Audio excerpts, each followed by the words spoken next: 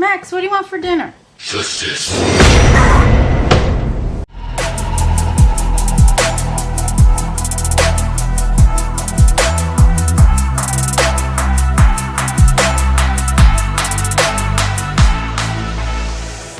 What's up, Geek Reactions ENT?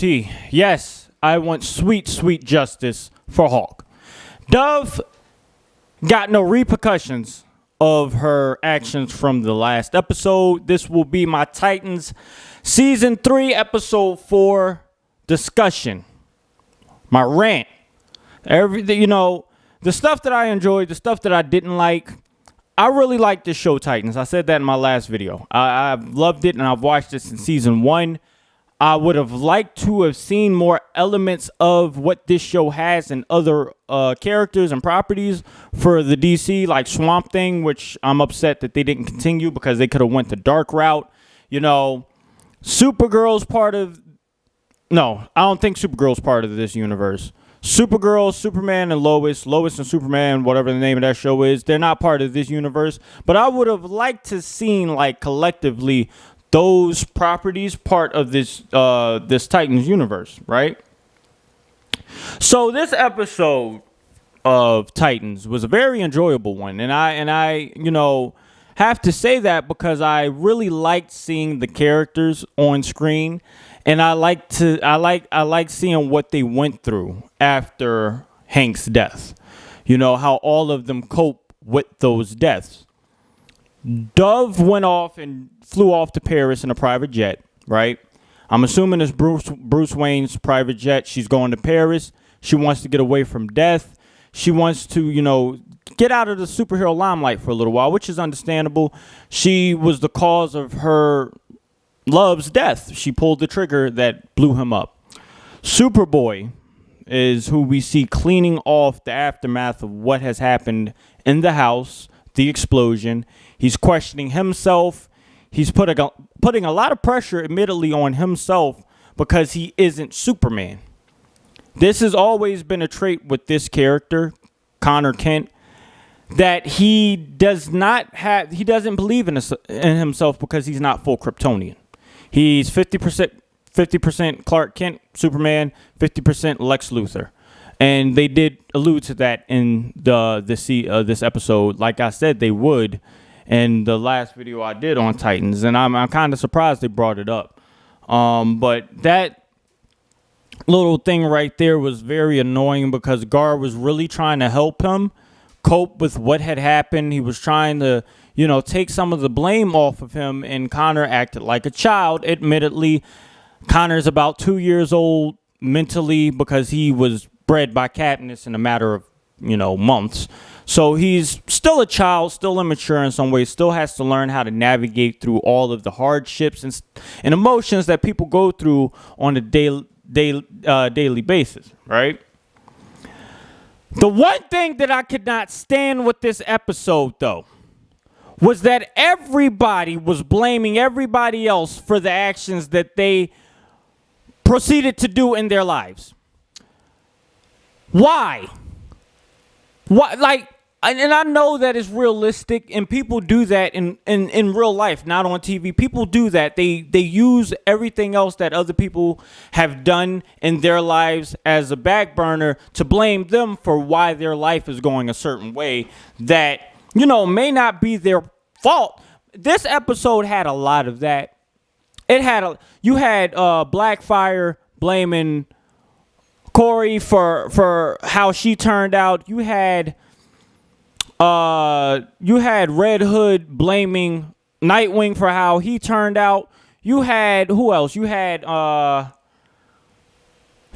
Connor blaming who his parents are for how he's turned. It's just like this episode was full of everybody else pointing the fingers except at the people that needed the fingers being pointed at. It is your fault for you making the decisions that have led you up to this point. We all have a brain. We all know right from wrong. We all have a consciousness. If your consciousness is saying this isn't the right thing to do, don't do it. Doesn't matter if Bruce Wayne got you involved in being a Cape Crusader. It doesn't matter. You had every right to say no. You know what I mean? Admittedly, they didn't say no because both of these people lost their parents in very tragic ways. But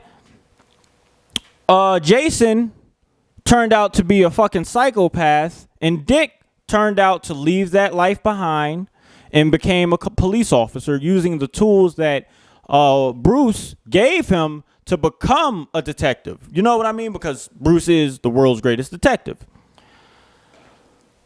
But you had all of these other people blaming each other for how they turned out, pointing the fingers like that Spider-Man multiverse meme. I'm you, no, you're me, and they were blaming each other for why they went down the paths that they went down, and it made for an interesting story.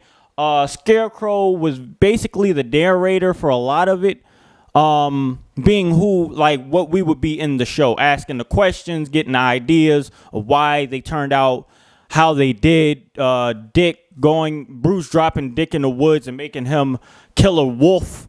You know what I mean? It really gave you some insight on how Bruce was mentally fucked up enough to put these kids in these situations. They do really dive into Bruce's teachings and how he decided to go about teaching these kids and why they possibly are a little fucked up in the head. The fight between Corey and her sister, it was, nothing top tier. I did enjoy it, but Corey whooped her ass all over that cell. I would have to say Corey laid the smackdown on that woman. Okay, that was enjoyable. Then they broke her out of jail, and now I'm assuming the U.S. government's going to be on their tail now because they just broke a fugitive out of a prison, basically. Yeah, we had Barbara Gordon do the exact same thing that Dove did in the last episode. We had her do the exact same thing. Be it that it is her job, it's part of her job, and she has superiors over her telling her to get craned back. But basically, Dick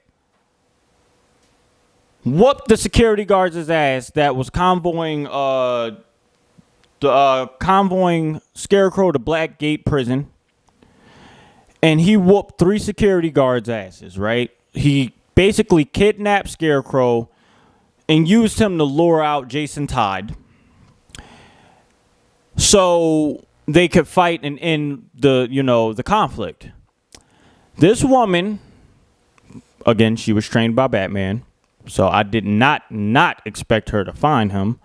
But this woman had the GCPD looking into his location, found his location, then sent out a chopper.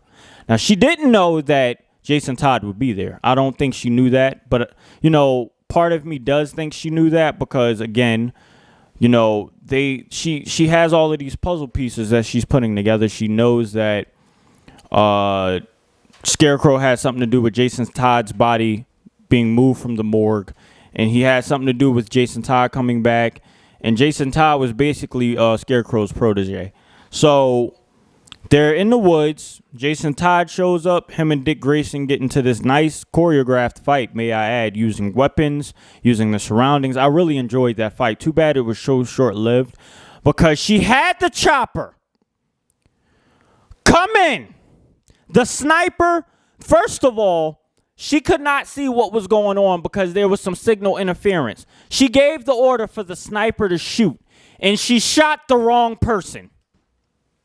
Surprisingly, no one died, but the idea was for Jason and Dick to fight, and they were in like this caged environment where Scarecrow couldn't escape because we saw him get knocked out by a force field, right?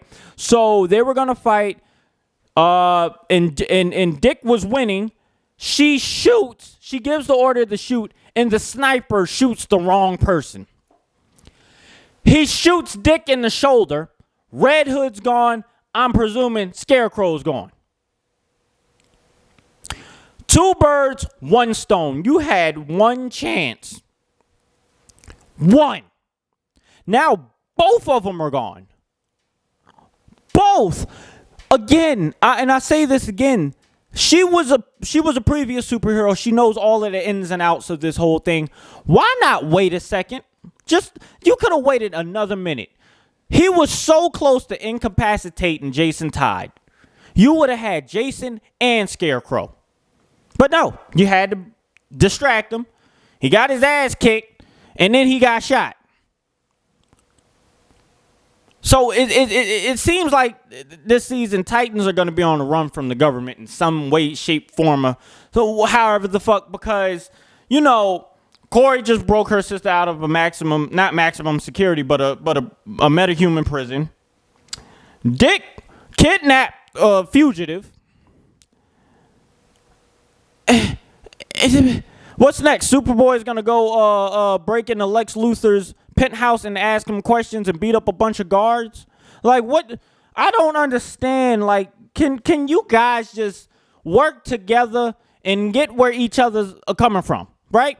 I love this. I love the episode. There wasn't a lot of stupid decisions that were made by the characters in this episode. It was kind of a slow-paced episode because, like I said, it was riding off of what happened in the previous episode with Hank's death and Scarecrow bringing that up. And Dick getting annoyed that he kept bringing it up. And, you know, right there, I'm like, if Scarecrow didn't know you were Nightwing before, he knows now. But now we find out that Jason literally told him everything. Everything. Jason is a dickhead. He's a dickhead. He's always been a dickhead. I never liked the Jason Todd character. I only liked him when he died and came back as Red Hood because that fit him more. He was always a hothead, didn't listen, didn't take advice, and just he got himself killed because he didn't listen to Bruce Wayne. He thought he could do it, and he got himself killed and brought back. I would have liked to seen that they went in the route of the Lazarus Pit and Ra's al Ghul, but Scarecrow, I guess, you know, it's a nice filler. But, you know, this episode was very good. Again, it was slow. Not too many things happened. We didn't see Tim Drake's character of who is going to be Robin.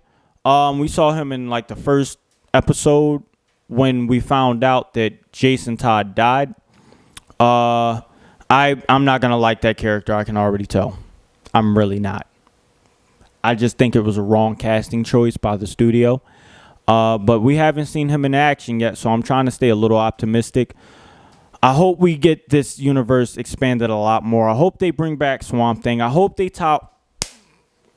My bad, there was a bug. I hope they tie all of this in to make, you know, a nice TV cinematic universe in some ways. You know, Superman and Lois would fit good in with the narrative that's going on with the Titans show. Not too much of the Supergirls and the DC Heroes of Tomorrow. All of that can stay in the Arrowverse. I think Superman and Lois will fit in nicely with this. But, you know, it's only it's only yet to be seen. And I can't wait to see what they do. I want next episode to come back. They should have just dropped the whole fucking season on HBO Max, but they're going to be doing this week-to-week shit. So I'm going to have to do this week-to-week for y'all. But if you like the reaction and you stayed this long, please like, comment, subscribe, share with your friends and family. Let me know what you liked about this episode, and let me know what you're looking forward to on next episode. I'm out.